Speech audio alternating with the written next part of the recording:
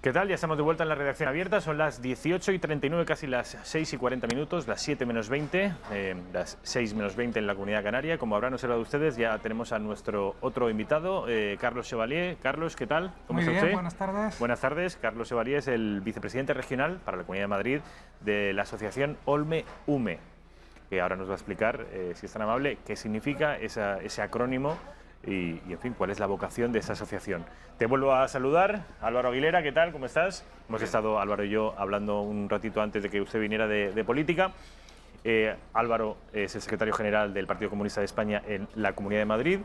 Como habrán supuesto, Álvaro defenderá la opción republicana en este debate y Carlos Chevalier la opción monárquica. Vamos a empezar por ti.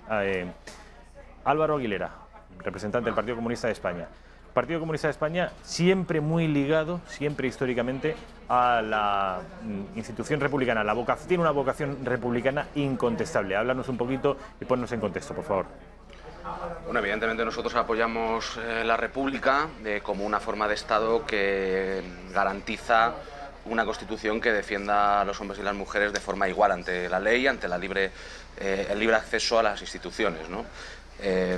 No como una solución definitiva, porque las repúblicas en sí hay que dotarlas de contenido como cualquier forma de modelo de Estado, sino como una forma democrática de desarrollo de la sociedad frente a la monarquía, que es un tipo de forma de Estado que se basa en derechos que nosotros entendemos que no existen, como el derecho divino, como el derecho de sucesión y las leyes de carácter sanguíneo, y por tanto defendemos un ámbito en el que cualquier español o española pueda ser el jefe de Estado o la jefa de Estado en función del apoyo popular a través de las urnas y no por simplemente herencia, ya sea divina, sanguínea, familiar o de cualquier otro tipo. Álvaro, esta es la defensa y los argumentos que tú propones para defender la opción republicana, pero me refería a que ligaras un poco más la institución republicana al PCE, sobre todo con su participación, por ejemplo, en los gobiernos republicanos de la historia de España. Ha habido ministros de la República que han sido el PCE, sobre todo al final de la Segunda República. Al final de la Segunda República. Bueno, en ese caso fue porque los españoles y las españolas votaron, y entre los diputados y de las diputadas que salieron elegidas para el Parlamento de entonces se conformó una mayoría de izquierdas, que era el llamado Frente Popular. Ese Frente Popular tuvo una serie de ministros, sobre todo posteriormente cuando la guerra civil estalla, la llamada guerra civil estalla, y bueno, pues se van incorporando miembros del Partido Comunista, que evidentemente siempre hemos respaldado la República, porque tenemos una naturaleza republicana, en tanto en cuanto entendemos que esa forma democrática de apoyo a un gobierno pues es la única viable y la única posible, ¿no? Y además en este país en concreto la monarquía no ha traído casi nunca nada bueno, por ser generoso con lo del casi. Carlos Chevalier, supongo que no habrá absolutamente nada de lo que acaba de decir nuestro compañero, de lo que usted esté de acuerdo, sobre todo con respecto a esto último de la monarquía. No ha traído nada bueno, a la historia de España, pero ahora le contestará y ahora contraargumentará usted, si es que quiere hacerlo, que supongo que sí. Antes, díganos, es usted vicepresidente regional para la Comunidad de Madrid de una asociación que responde al acrónimo Olme Ume. Díganos en primer lugar qué significa y luego cuál es la vocación de esta asociación. Esta asociación es, el acrónimo significa Organización de Leales a la Monarquía Española por la Monarquía de España, y nuestra vocación es la de defender la monarquía parlamentaria y la Constitución. Está abierta a personas de cualquier ideología, nacionalidad, tendencia, y de hecho pues está extendida por toda España. Tiene organizaciones regionales, como la de aquí de Madrid, a la que me digno representar, y desde hace pues casi 2 años estamos tratando de extender pues esta idea nuestra de lealtad a la monarquía y a la Constitución, pues porque creo que es el momento más oportuno, si es que no lo ha habido antes, de que sea así. Me decía que en esa expansión territorial de los defensores de la monarquía, de la asociación suya en particular, por toda España, me hacía alusión a la provincia de Gerona. Bueno, pero esas son otras organizaciones en las que, no prefiero. No. En Cataluña es verdad que tenemos bastantes asociados, los tenemos por toda España, pero el que haya otras asociaciones, pues prefiero no La referirme. suya es una asociación que tiene 2 años, que se crea hace, vamos, que es una asociación joven, que está en proceso de expansión y que entienden que la monarquía está particularmente amenazada últimamente. ¿Es por eso que nacen? No se trata tanto de amenaza como de defender la necesaria lealtad que merece la corona para que nosotros podamos tener una convivencia en paz, como ha demostrado la Constitución vigente, que es al mismo tiempo lo que defendemos. De todas las cosas que ha dicho don Álvaro, dice que no estaré de acuerdo en ninguna. Sí, hay una en la que estoy de acuerdo, y es que cualquier sistema político hay que dotarlo de contenido, si no, da igual monarquía o república, si no se le da el contenido oportuno.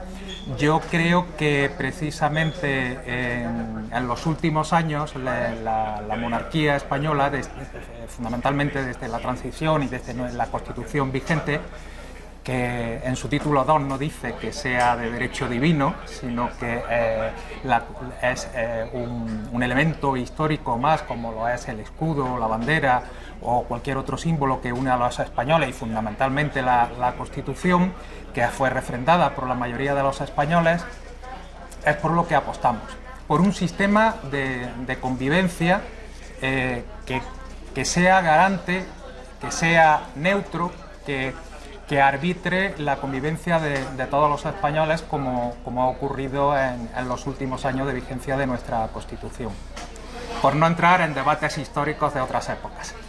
La monarquía, es cierto, Álvaro, que excepto 2 breves, en realidad 3 breves espacios republicanos, si es que consideramos el régimen de Franco republicano, en tanto que no fue una monarquía, pero vamos, hubo una primera república, a finales del siglo XIX, una segunda república, ya saben ustedes, del 31 al 36 o al 39, eso es según el gusto del consumidor, y un régimen dictatorial del general Franco, que también no hubo de por medio ningún rey.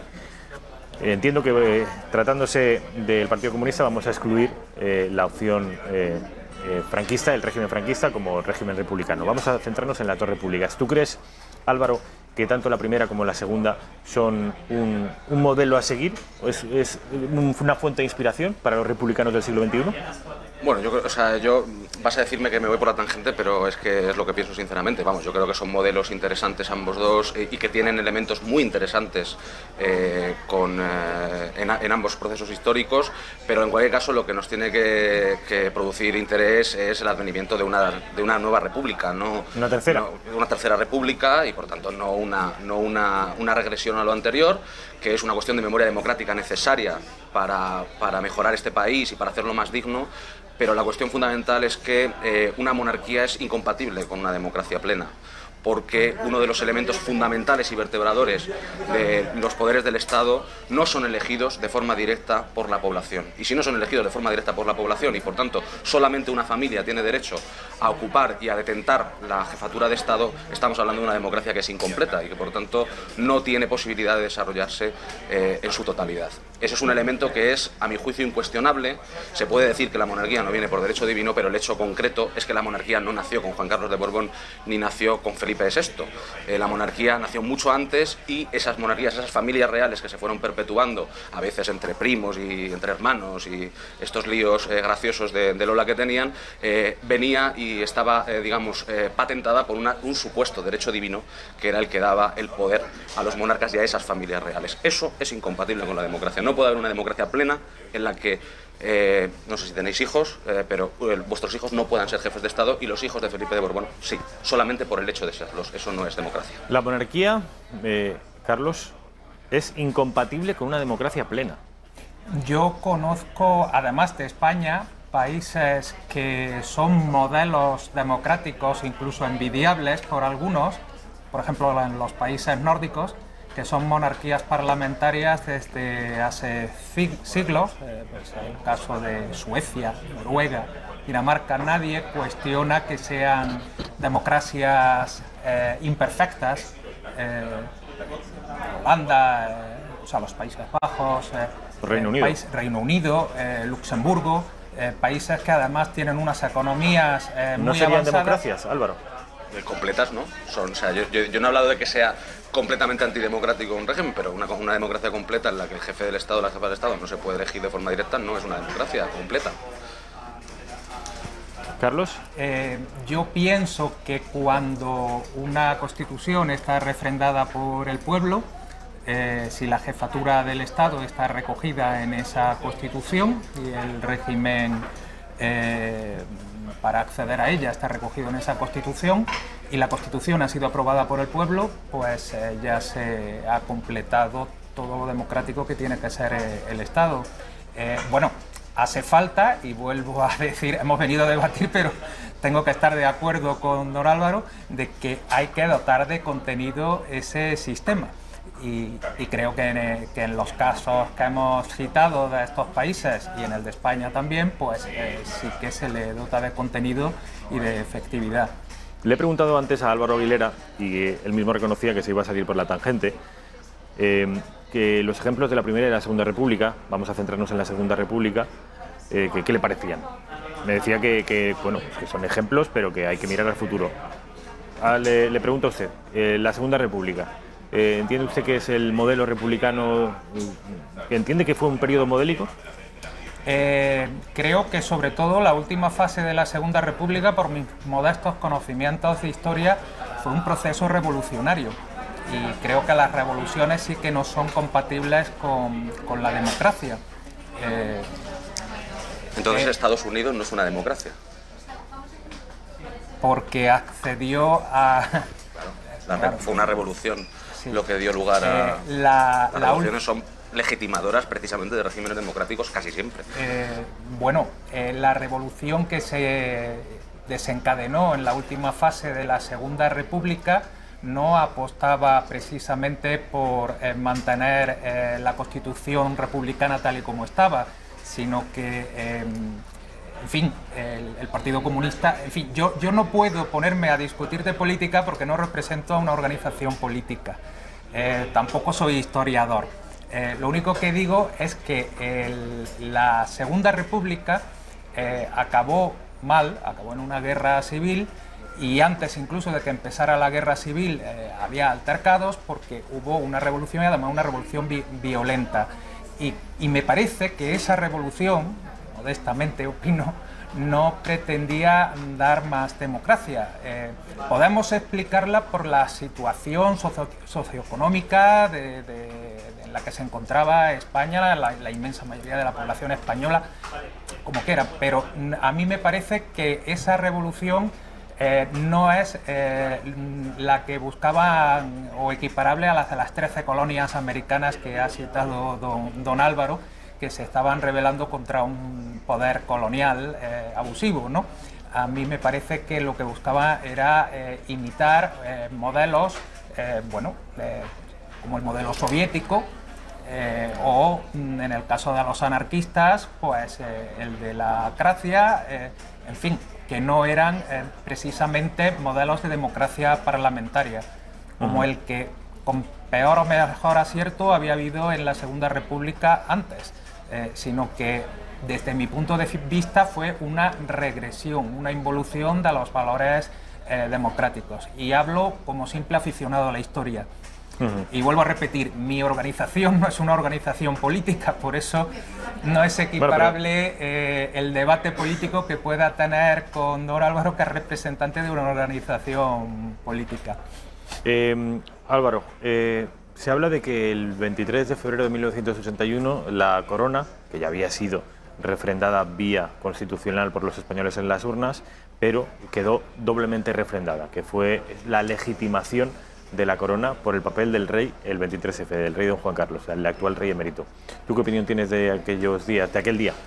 Yo creo que el 23F fue un brillante proceso de legitimación de la institución monárquica en torno a un consenso necesario en el que había una institución que no tenía respaldo popular, como era la monarquía, y en el que se estaba diseñando un estado de las cosas en el cual era necesaria la monarquía Es imposible que el jefe del Estado y, por tanto, el alto mando militar del país no sepa que va a haber un golpe de Estado en el que está involucrado uno de sus mejores amigos, como era el caso, en concreto, del golpe de Estado del 23F. El 23F fue una legitimación enorme de la monarquía por algo que simplemente obedecía al sentido común, que era no respaldar a unos golpistas que lo único que querían era traer la dictadura.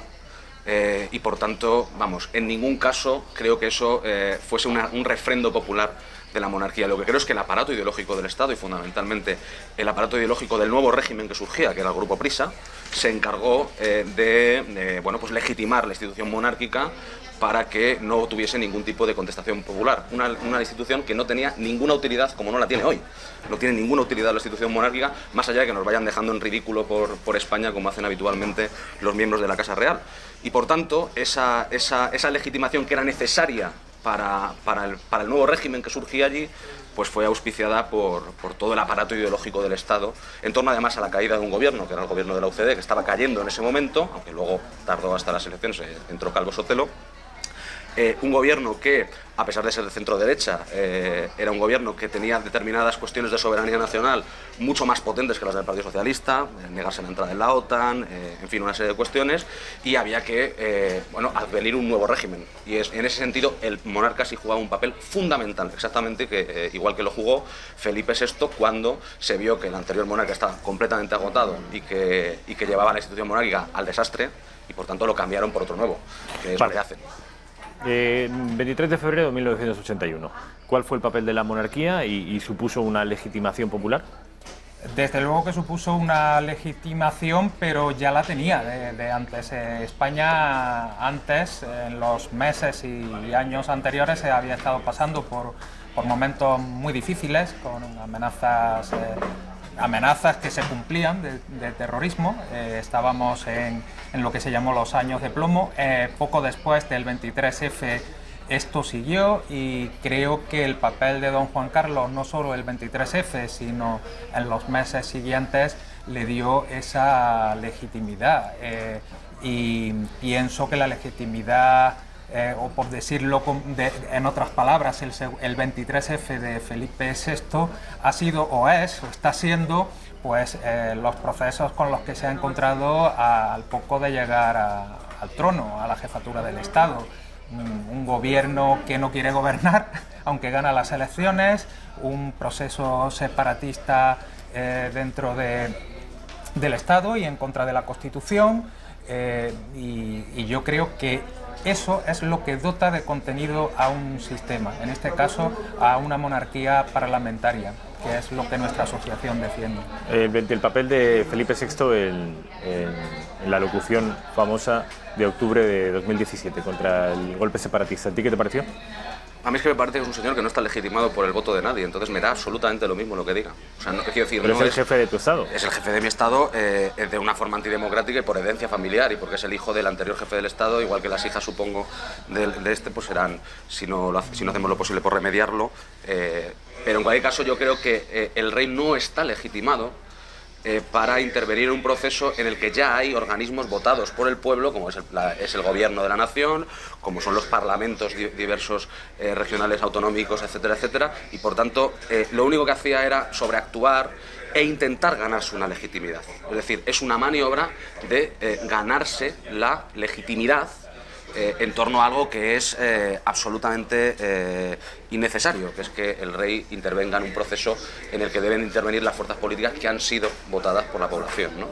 Y en ese sentido, a mí no me vale decir que hubo una votación de un referéndum en el año 78 o en el año 77, no me vale eso, porque si una constitución dice que el presidente del gobierno se elige una vez a través del voto popular y que hasta que no muera o abdique en su hijo no va a cambiar, a mí me seguiría pareciendo que es una constitución antidemocrática, por mucho que el pueblo la haya votado, porque no es compatible la democracia con la perpetuación en el poder sanguínea, ¿no? Y eso es algo que, francamente, no tiene línea de continuidad.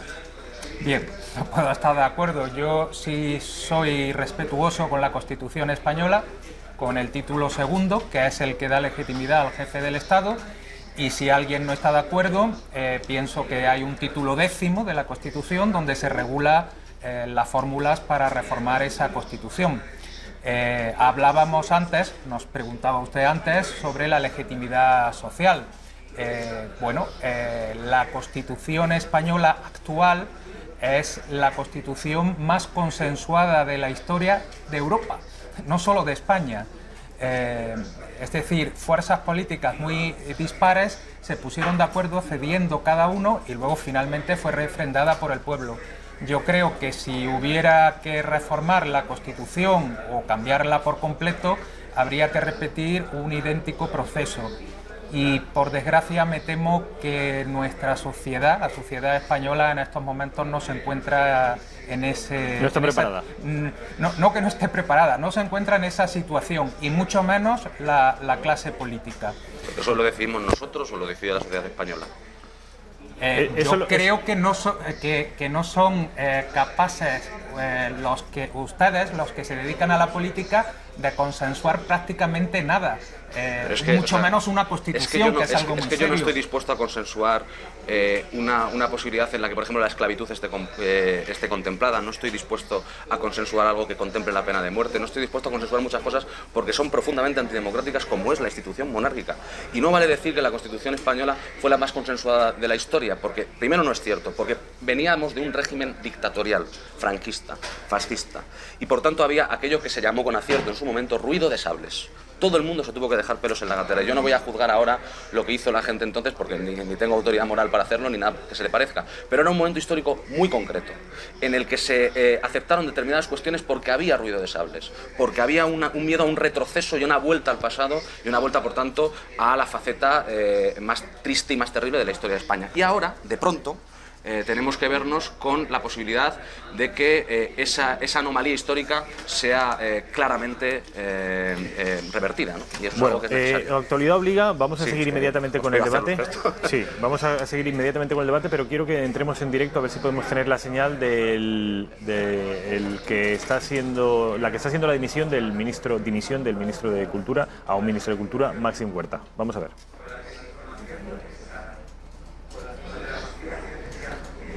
No sé si tenemos la señal de... No tenemos la señal. Bueno, pues entonces vamos a continuar con el debate. Sí. A ver, Carlos. No, yo no estaba hablando ni siquiera de esta Constitución en concreto. Simplemente estaba diciendo que para sacar adelante una Constitución, que es algo muy serio, es la ley de leyes de un país, me parece que es necesario que haya consenso. Sean cuales sean las circunstancias, y me da la impresión, creo que es muy evidente, que ahora mismo el panorama político no es de consenso, porque en leyes de menor rango no se ponen de acuerdo nuestros representantes políticos. Entonces, ponerse ahora a abrir el melón constitucional, abrir el melón constitucional, pues no me parece que sea el mejor momento, a no ser que cambie mucho dentro del seno de las organizaciones políticas su forma de relacionarse entre sí. Es que esto no es una cuestión de las organizaciones políticas, esto es una cuestión del pueblo.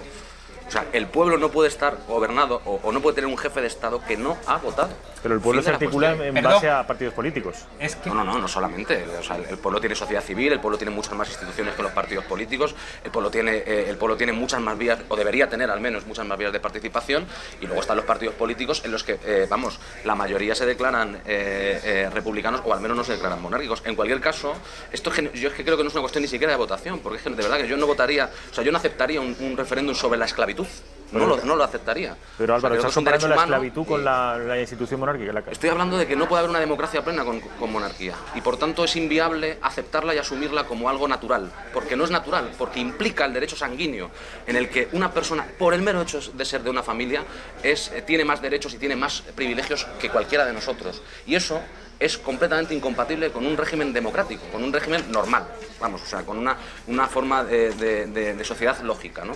Y eso es algo que tendríamos que hacernos mirar. A ver, Carlos. Y yo lo que defiendo, y lo que defiende mi organización, es que no puede haber democracia plena si no hay imperio de la ley. Es decir, que si queremos cambiar las leyes, tiene que ser con las leyes que tenemos. La Constitución actual, además de ser una constitución monárquica, contiene muchos otros contenidos. Uno de ellos, vuelvo a repetir, está en el título 10, que es la propia reforma de la Constitución, y para cumplir esa reforma constitucional, un republicano, si es realmente democrático, tiene que pasar por respetar la Constitución vigente para cambiarla. Es que no se puede hacer de esto un problema burocrático. De verdad, o sea, la monarquía o la república no es una cuestión burocrática, de qué leyes o sea, de cuáles son los mecanismos. Entonces, ¿cómo lo hacemos, que hay que llegar. Bueno, es que yo creo que directamente lo que habría que hacer, bueno, o sea, además lo hablábamos el otro día en otro debate, hay que hacer un nuevo proceso constituyente, un proceso constituyente democrático con disolución de las Cortes y llamamiento, no solamente por la cuestión de la monarquía y de la república, sino por otros muchos más, porque la pregunta que es imposible de responder es ¿para qué sirve la monarquía y qué nos aporta? Le Absolutamente traslado, nada. Carlos Chevalier, le traslado esa pregunta. Según Álvaro Aguilera, la monarquía no sirve absolutamente para nada. ¿Según usted? Según mi organización y a la cual pertenezco, Olme Ume, la organización de leales a la monarquía española, por Unión por la Monarquía de España, para lo que pensamos que sirve la monarquía es para darle continuidad al Estado. Hay una persona que se forma para ser jefe del Estado, aunque cambien los gobiernos, esa persona sigue al frente, esa institución. Es el embajador, los embajadores cambian, el jefe del Estado no, las relaciones internacionales se mantienen gracias al buen hacer, se supone, de ese jefe del Estado. Hemos tenido suerte en este sentido, y esta es la función principal que creemos que debe de dar la monarquía: continuidad y unidad de la nación.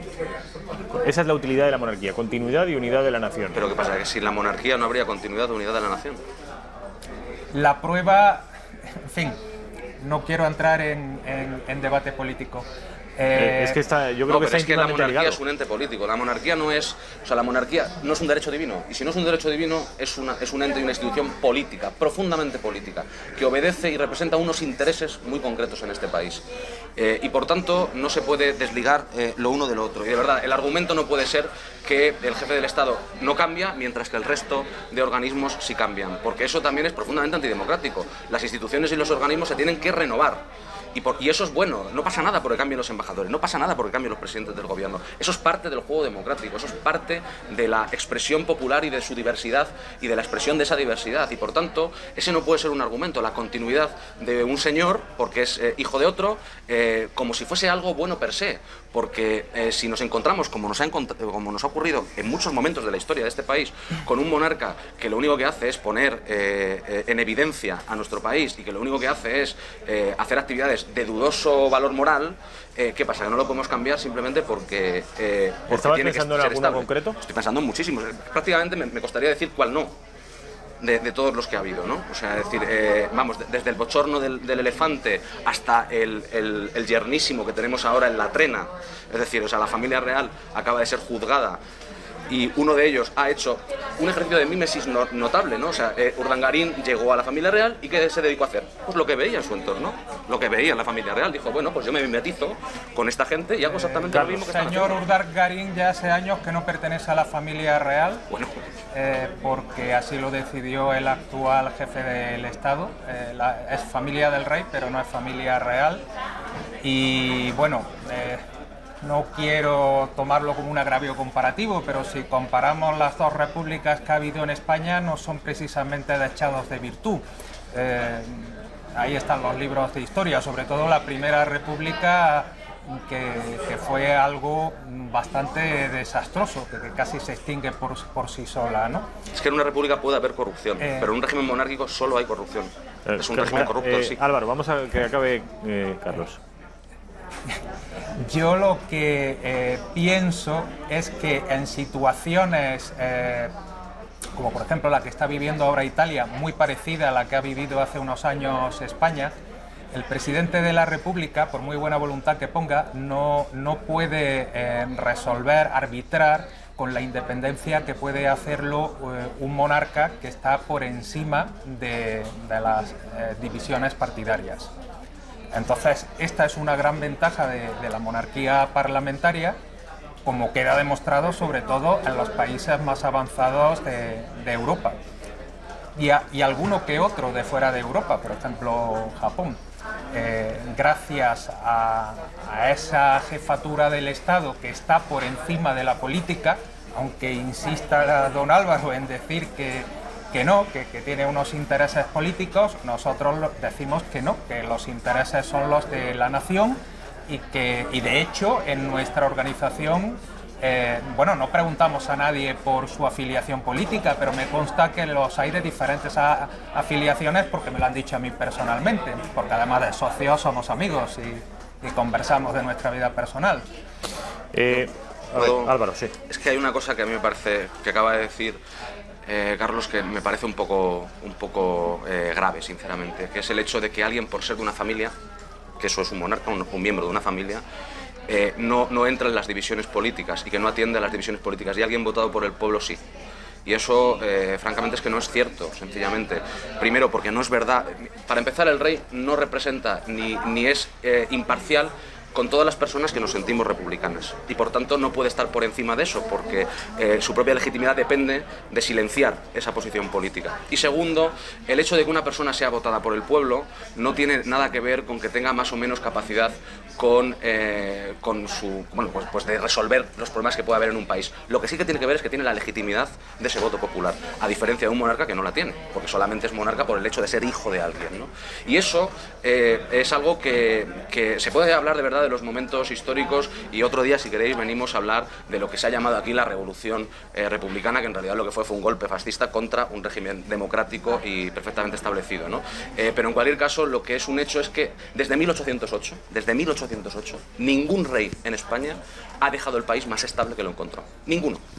Desde Felipe VII, desde Fernando VII hasta, bueno, Felipe VI todavía no lo ha terminado, ¿no? Pero ninguno lo ha dejado mejor que lo encontró. Se podría dar la excepción de Juan Carlos de Borbón, que lo dejó bastante mal el país, pero es verdad que se lo encontró muy mal porque veníamos de una dictadura, ¿no? Pero en cualquier caso no hizo un gran trabajo. Pero la monarquía no ha sido un factor de estabilidad en España, ni de lejos, y la monarquía lo único que ha hecho ha sido no ser capaz de solventar ningún problema. Que en cualquier caso, aunque hubiera sido una monarquía ejemplar y una familia de bien pensantes y de personas inteligentísimas, cosa que yo creo que no es francamente nuestra familia real, en cualquier caso seguirían sin tener la legitimidad de la apoyo popular, y provienen de una institución que se basa en el derecho divino, algo que a mí me parece muy bien que una persona crea en los dioses que considere oportuno, pero yo no estoy dispuesto a que mi jefe de Estado sea tal solamente por una religión y por ese supuesto derecho divino. Yo insisto en que el rey defiende la ley porque la ha jurado, y por tanto es lo que está defendiendo, y esa es la legitimidad que tiene.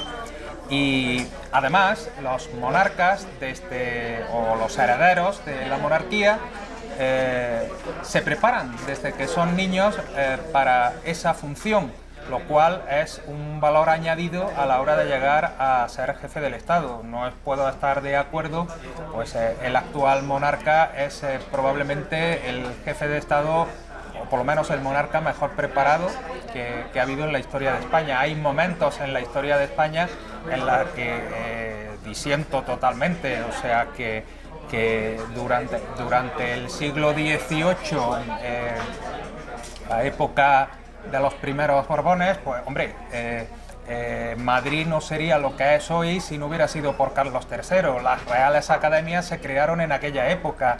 Las guerras carlistas y la Primera Guerra de Cuba y el desbarajuste de la Segunda República acabó gracias a Alfonso XII, con todas las luces y las sombras que pueda tener cualquier reinado. Pero no me parece justo decir que todos los reyes de España han dejado el país peor que se lo han encontrado. Hay muchos casos y bueno, ahí están los libros de historia, no lo voy a decir yo, que no soy historiador. Carlos, se habla mucho, y en los últimos días ha hecho una alusión Álvaro Aguilera al juicio a Iñaki Urdangarín, el yerno del rey emérito, el cuñado del rey actual, de Felipe VI, va a entrar en la cárcel en los próximos días. Él habla de un juicio o un sistema de corrupción que afecta no solo a Urdangarín, sino a la Casa Real. Se refiere en esos términos. ¿Usted cree que esto está perjudicando la imagen de la monarquía y cree que lo ha gestionado bien la Casa Real? Yo creo que lo ha gestionado perfectamente. Y en cuanto a que esto a lo que se refiere de corrupción de la familia real, pues si tiene pruebas, lo que invito a don Álvaro es que vaya a los juzgados y presente las pruebas de esos casos de corrupción generalizados. Es que se le han condenado. No, se le ha condenado, pero usted habla de que la familia real en general... Yo estoy pero es que Jaco Urdangarín era de la familia real, ¿no? ¿Estamos de acuerdo en eso? Era de la familia real. Cuando se puso a robar a expuertas era de la familia real, ¿no? Dejó de ser de la familia real. Pero cuando estaba robando a expuertas era de la familia real. Usted ha dicho que... que se mimetizó con el ambiente, sí, lo defiendo. Bien, pues lo defiendo. Si usted tiene pruebas de esto... Yo hablo del ambiente. Le digo que vaya... Tal y como está la ley Mordaza, no voy a decir más que se mimetizó con el ambiente. No le digo que diga, sino que haga, que vaya a un juzgado y que presente pruebas de lo que acaba de decir, nada más. De la mímesis, es difícil aportar pruebas de la mímesis, pero si me permite una cuestión, que acaba de decir que la legitimidad del rey es que defiende la ley porque la ha jurado. No digo que es. Esta es una frase textual que acabo de apuntar de lo que acaba de decir. Que eso es lo que le da... Lo que le legitima. Lo que le legitima, no... Pero es que casi todos los cargos públicos han jurado la ley. Y no por eso sus hijos van a heredarlos. Sí, pero... Eso no es un elemento legitimador. Es que es la pescadilla que se muerde la cola, pero es que en la ley está la Constitución española en la que se reconoce que el jefe del Estado es el monarca. Pero sí, yo creo que el debate, sinceramente, que me corrija el presentador si me equivoco, pero el debate no va sobre si la Constitución es monárquica o no. Nosotros sabemos que la Constitución es monárquica. Creo que sería absurdo negar eso. La cuestión es si eso debe ser cambiado o no. Si es positivo para España o no. Si es positivo para España o no. Si la condición de monarquía es un sistema y yo lo que planteo es que no aporta absolutamente nada, más que de vez en cuando, eso sí, algún bochornito que nos hacen pasar. Y eso sí, muchas portadas de Lola, muchas portadas del 10 minutos y cosas por el estilo. En eso son absolutos especialistas los miembros de la Casa Real, pero por lo demás, yo sinceramente es que no veo que hagan nada que no pudiera hacer una persona votada por el pueblo con mucha más. Yo visito con frecuencia Francia, que es una república, y creo que la imagen que tiene la monarquía española en Francia no es la que está diciendo don Álvaro. Y me da la impresión de que en otros países pues igual, sino que España se llena de prestigio gracias a nuestro jefe del Estado, gracias a nuestro rey o a nuestros reyes. ¿Pero eso es alguna encuesta o es una opinión personal? Bueno, hubo una encuesta en Reino Unido, es un régimen monárquico, pero en el caso de Francia, lo digo porque lo veo en los medios de comunicación franceses. Tengo familia francesa y entonces, bueno, yo cada verano voy por allí y me asombra ver, me asombra, cómo en un país republicano existe esa admiración por los reyes de España. Es que yo creo que eso no es cierto. O sea, habría que ver qué periódicos, habría que ver qué articulistas, habría que ver quién es el que supuestamente tiene admiración por la monarquía española. Hombre, L'Humanité no. Pero... L'Humanité, desde luego, ya estoy convencido de que no creo que sea un entusiasta de la monarquía. Les voy a hacer una última pregunta porque se nos está acabando el tiempo. Son las 19 y 18 minutos, las 7 y 18 minutos. Quería hacerles una pregunta que siempre suelo acabar los debates, este tipo de debates, con la pregunta más difícil a cada uno de ellos. En primer lugar, le voy a preguntar, y esta vez no te me vas a escapar, le voy a preguntar a Carlos Chevalier. Le quiero que me diga usted una virtud de los regímenes republicanos. Álvaro, a ti te voy a preguntar una virtud de los regímenes monárquicos. Ya lo sé. Me vas a decir una, no me digas que... No te puedo decir el movimiento republicano como contestación. No. Una virtud de los regímenes republicanos. Sí. Algo que no tenga la monarquía y sí que tenga la república. Y que diga, por ahí van bien. Si tú tienes, Álvaro, lo tuyo... Pero en general, de los regímenes monárquicos en general. Bueno, si quieres a nivel nivel yo creo que hay nacional... una virtud que han tenido algunos regímenes monárquicos que ha sido irse a casa cuando el pueblo les ha dicho que que esa es la puerta. Pero si queremos, si no quieres si te parece que me salgo por la tangente, Sí. diré otra cosa, que es que en ver. algunos países, afortunadamente, las familias reales están completamente al margen de la política y son un monigote y un florero y poco más, ¿no? Aún así, me parece que es un monigote y un florero muy caro y muy innecesario, pero bueno, por lo menos tienen la decencia de no meterse en las cuestiones políticas, cosa que en ¿Aquí este sí país se mete? en muchas ocasiones lo han hecho. En muchas ocasiones lo han hecho. La virtud de la monarquía vista por un republicano. La virtud de la república, un aspecto positivo de la república vista por un monárquico. Crea ilusión en el pueblo, aunque no siempre o en la inmensa mayoría de los casos no se cumpla. Eso es una supuesta virtud. Yo estoy de acuerdo, crea ilusión, pero ilusión de verdad, no la ilusión monárquica, que también crea una ilusión, pero es de prestidigitador. Es la ilusión de... Bueno, ya han visto ustedes que ni en esto último en fin, que son virtudes que le imputan al contrario, pero que en realidad no son tales, o al menos no son del todo virtudes. En cualquier caso, les agradezco mucho. Carlos Chevalier, ha sido un placer. Muchas gracias. Álvaro Aguilera, ha sido un placer, como siempre.